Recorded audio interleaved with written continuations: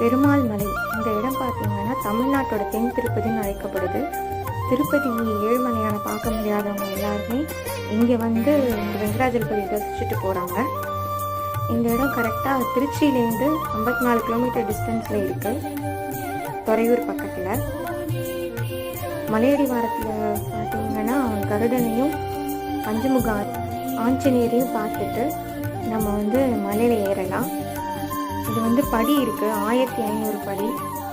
அது மூலமாக நம்ம மேலே ஏறி போகலாம், இல்லைன்னா ரோடு வழியாகவும் போகலாம். நம்ம போகிற வழியெலாம் ரொம்பவே நல்லாயிருக்கும்.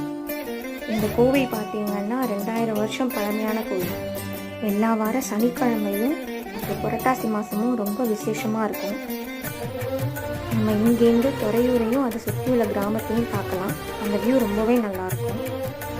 கண்டிப்பாக இந்த இடத்த விசிட் பண்ணுங்கள். தேங்க்யூ.